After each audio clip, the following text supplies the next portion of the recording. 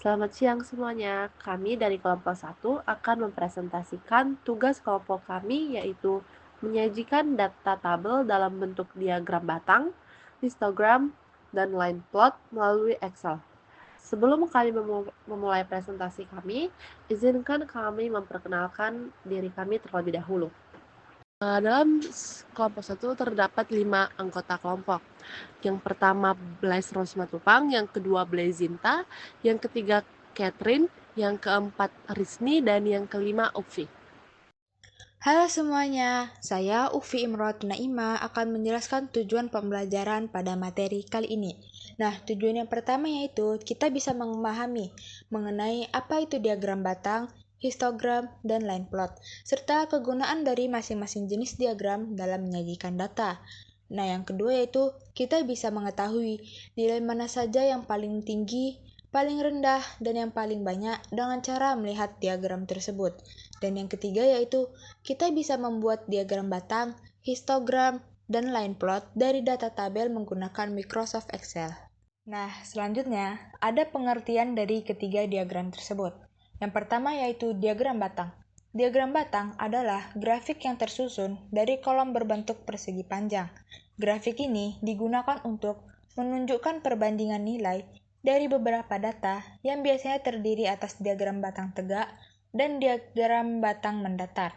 Contohnya yaitu jumlah siswa dalam masing-masing nilai ulangan harian kimia. Yang kedua ada histogram. Histogram ini sama dengan diagram batang, tapi histogram ini terdiri dari batang-batang yang saling berimpitan. Histogram menampilkan data dalam bentuk interval kelas yang berdekatan tanpa celah. Contohnya yaitu ada berapa siswa yang mendapatkan nilai 65 sampai 69, 70 sampai 74, dan seterusnya. Nah, yang ketiga ada line plot.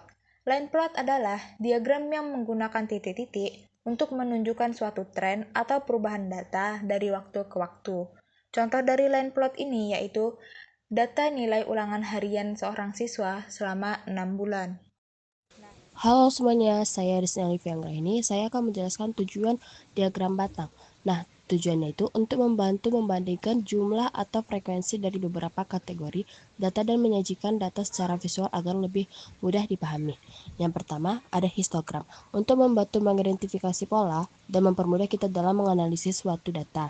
Yang kedua, ada line plot untuk menunjukkan pola atau tren data dari waktu ke waktu serta mempermudah dalam menganalisis perubahan nilai suatu data. Nah, selanjutnya ada langkah-langkah membuat diagram batang di Excel. Di sini ada diagram batang. Yang pertama, siapkan data di dalam Excel kemudian blok data tersebut.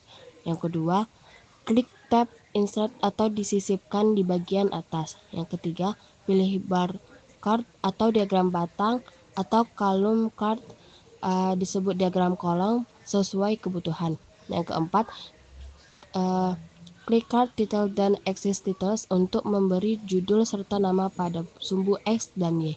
Yang kelima, klik legend jika ingin menampilkan kategori data. Yang keenam, jika ingin mengubah warna atau tampilan, klik diagramnya lalu masuk ke tab Card Design dan pilih format yang diinginkan.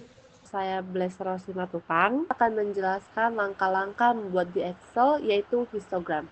Yang pertama, siapkan tabel data berupa nilai atau angka yang dikelompokkan dalam interval tertentu, lalu blok data yang berisi nilai dan frekuensinya. Yang kedua, klik tab Insert atau sisipkan, lalu pilih Statistical Chart atau diagram statistik. Yang ketiga, pilih histogram dan histogram akan muncul secara otomatis. Yang keempat, klik chart title untuk memberi judul dan klik axis titles untuk memberi nama pada sumbu X, kategori, dan Y frekuensi. Yang kelima, klik bins untuk mengatur jumlah interval jika perlu. Yang keenam, gunakan tab chart design untuk mengubah warna atau tampilan diagram sesuai kebutuhan. Langkah-langkah membuat di Excel line plot. Yang pertama, siapkan tabel data dan blok data yang ingin dijadikan grafik. Kedua, klik tab Insert atau sisipkan, lalu pilih Line Chart atau diagram garis. Yang ketiga, pilih jenis diagram garis yang diinginkan. Misalnya line with markers atau garis dengan titik. Yang keempat, klik chart title untuk menambahkan judul dan klik axis titles untuk memberi nama pada sumbu X dan Y. Yang kelima, gunakan tab chart design untuk mengubah warna atau gaya garis sesuai kebutuhan. Halo semua, saya Catherine Misa Simbolan. Saya akan menjelaskan contoh soal untuk data tunggal pada diagram batang. Nah, teman-teman, langkah yang pertama kita harus lakukan ialah mengurutkan data yang dari kecil hingga yang besar. Dan yang kedua, kita akan membuatkan tabel frekuensi, yaitu menghitung ada berapa nilai yang muncul dalam data. Dan yang ketiga, kita menyajikan data ini dalam bentuk diagram batang menggunakan rumus yang sudah dijelaskan sebelumnya ya teman-teman. Dari diagram batang ini kita bisa melihat bahwa nilai 80 memiliki frekuensi yang tinggi, yaitu 7 siswa teman-teman. Nah teman-teman, kita akan lanjut untuk contoh soal data kelompok yang histogram ya. Jadi yang pertama itu kita akan menentukan interval kelas, misalnya 65 sampai 69, 70 sampai 74, 75 sampai 79. Dan yang kedua, kita akan menghitung jumlah siswa yang masuk ke setiap interval dan membuat tabel frekuensi. Dan yang ketiga, kita akan membuat diagram histogram. Nah teman-teman, berbeda banget dengan diagram batang. Histogram ini tidak memiliki celah antar batang karena data ini bersifat mengalir. Dari histogram ini, kita akan melihat bahwa interval 75 sampai 79 memiliki jumlah siswa yang terbanyak, yaitu 6 orang. Halo semuanya, saya Blazinta. Di sini saya akan menjelaskan 3 contoh soal. Soal yang pertama, buatlah line plot beserta kesimpulannya berdasarkan tabel data di atas. Nah, dalam membuat line plot, teman-teman bisa melihat di langkah-langkah yang sudah dijelaskan sebelumnya. Selanjutnya, teman-teman bisa memasukkan data yang sudah disiapkan, lalu mengikuti langkah-langkahnya. Nah, di sini ada contoh line plot jumlah siswa SMA negeri dan swasta di Batam. Jadi, kesimpulannya, yaitu jumlah siswa SMA negeri di Kota Batam meningkat secara terus-menerus setiap tahunnya dibandingkan SMA swasta. Tren ini menunjukkan bahwa SMA negeri menjadi pilihan utama bagi sebagian besar siswa di Batam. Soal nomor 2. Apakah ada tahun tertentu di mana jumlah siswa SMA negeri dan swasta mengalami kenaikan atau penurunan yang tidak biasa? Bisa kita lihat di tabel data di samping bahwa setiap tahunnya tidak ada penurunan. Namun, ada tren kenaikan setiap tahunnya baik di SMA negeri maupun swasta. SMA negeri mengalami kenaikan terbesar pada tahun 2017 sampai 2018, lebih 1.550 siswa, dan 2022 sampai 2023, lebih 1.683 siswa. SMA swasta mengalami kenaikan lebih stabil dengan peningkatan sekitar 300 sampai 500 siswa per tahunnya. Soal nomor 3. Berdasarkan data di atas, tentukan persentase kenaikan jumlah siswa SMA negeri dan SMA swasta dari tahun 2016 hingga 2023. Manakah yang memiliki persentase pertumbuhan lebih besar? Perlu kita ketahui rumus mencari persentase.